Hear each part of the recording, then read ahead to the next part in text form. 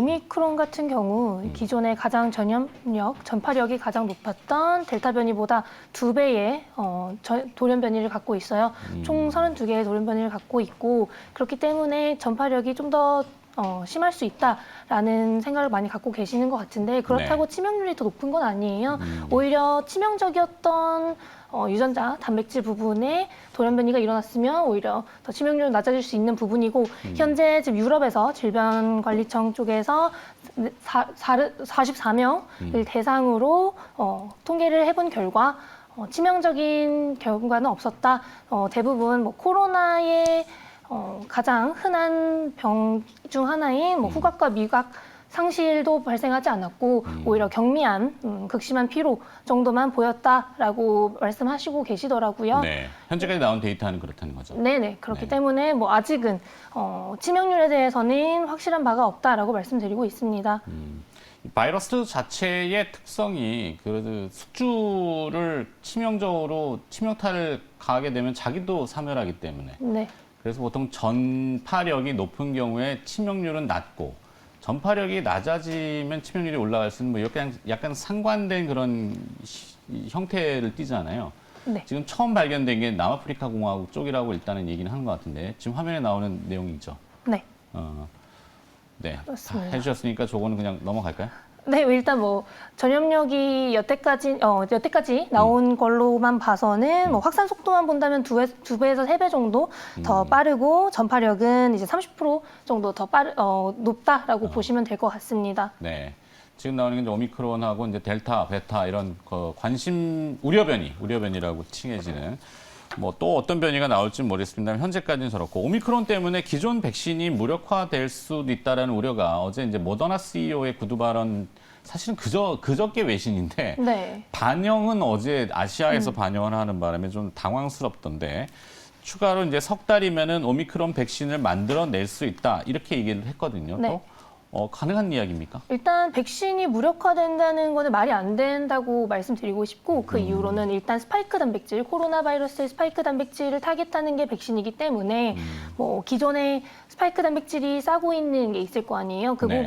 부분을 타겟하더라도 어쨌든 효과는 있어요. 바이러스에 타격을 주기에는 어느 정도 효과가 있기 때문에 예방률이 떨어질 수는 있으나 효과가 없어진다는 건 말이 안 되고 석 달 만에 만들 수는 있는데 이제 보급은 좀 힘들 수 있죠. 만들 수 있는 이유가 네. 일단 코로나 바이러스 백신을 만들 때 이미 변이를 고려하고 만든 거기 때문에 mRNA 백신을 도입한 것도 있어요. mRNA 네. 같은 경우는 그냥 유전자 염기 서열 mRNA만 이제 항원에 접목시켜서 바꾸기만 하면은 백신으로 생산이 가능해집니다. 그렇기 네. 때문에 지금 오미크론 자체에 대한 분석만 완료가 된다면 그게 이제 앞으로 한 10일 정도 남은 것 같아요. 네. 그 후에는 좀 빨리 만들 수 있을 거라고 보고 있습니다. 네, 자세한 분석은 뭐 시퀀싱이라고 표현하나요? 네, 맞습니다. 네. 유전자 분석을 일단 해야 된다고 보고 있어요. 그게 한 2주 정도 걸릴 것 같고. 네.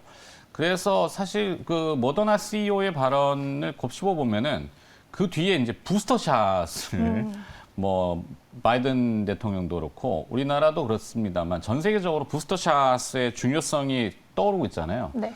부스터샷 팔라고 저렇게 발언을 했을까? 모더나 주가는 또 움직였고. 네. 국내에는 관련 기업으로 좀 연관시킬 수 있다면 어떤 기업을 좀 매칭할 수 있을까요? 일단 부스터샷으로 제가 가장 적합하다고 보고 있는 게 SK 바이오사이언스인데요. 네. 그 이유로는 사실 제조업 단백질 기반의 백신이 가장 안전하다고 알려져 있기도 하고 기존에 사용하던 전통적인 백신의 기전이잖아요. 네. 그렇기 때문에 오히려 mRNA 백신에 대한 부작용이 아직은 많이 보고된 이후에 오히려 부스터샷으로는 제조업 단백질 기반의 백신, 뭐 노바백스나 SK 바이오사이언스 자체 백신이 가장 적합하지 않나. 그리고 지금 변이가 일어나는 게 백신 접종률이 낮은 나라에서 많이 일어나고 있어요. 네. 그렇기 때문에 그런 개발도상국이나 빈국, 남아공이나 저번에 인도에서 백신 접종률을 높여야 된다라는 말이 많이 나오고 있습니다. 그렇게 된다면 유통에 문제가 좀 없는 콜드체인이 필요 없는 제조업 단백질 기반 백신이 조금 더 재조명을 받을 수 있지 않을까 말씀드리고 있습니다. 콜드체인이 그렇죠. 이게 상당히 극저온에 보관을 해야 되는데 이제 지구 남반구는 좀 따뜻한 아프리카 국가들 같은 경우는 좀 문제가 될 수 있기 네. 때문에 그렇군요. SK 바이오사이언스가 그래서 오늘 시세가 조금 나오는 것 같고 러시아의 스푸트니크 V 또 오미크론에 효과적이다라는 얘기들이 나오던데요. 맞습? 일단 스푸트니크 V 같은 경우는 아직 후나 EMA 뭐 FDA 승인을 받지 않은 상태이기 때문에 공증이 안 된. 제가 말씀을 드리기는 조금 그러네. 힘들긴 하나 뭐 네. 정치적인 문제도 있을 수 있어서 그렇죠. 뭐 효과가 또 있을 수는 있죠. 그런데 아직 확인을 하는 중이다라고만 말씀드릴 수 있을 것 좋습니다. 같습니다. 관련 기업으로 국내에 또 매칭을 시키는 게 시장 속성이다 보니까 자본시장에서는 어떤 얘기들이 들리나요? 뭐 프레스티지 바이오파마가 어. 이전에 뭐 계약을 한 적이 위탁 생산 계약을 한 적이 있기 때문에 네. 프레스티지 바이오파마가 가장 유력한 후보가 아닌가라고 말씀드리고 있습니다. 자, 키트 쪽으로 좀 넘어가 볼까요? 오미크론을 판독할 만한 진단 키트가 국내에는 이제 코로나 바이러스까지는 알겠는데 이게 네. 델타인지 오미크론인지는 구분하기가 좀 어렵다. 이 내용이 며칠 전에 나왔거든요. 네. 진단 키트주는 오미크론 전용 키트 개발에 지금 박차를 또 가하는 것 같긴 한데 네. 주가에는 좀 어떻게 판단이 되는지. 일단- 애널리스트인데 이런 질문이 여기 질문은 누가 적으신 건가요? 저희 작가님이? 네, 작가님이 적어서 네. 보내주셨습니다. 시장이 궁금해하니까 네. 곤란한 질문이 있으면 건너뛰셔도 되고.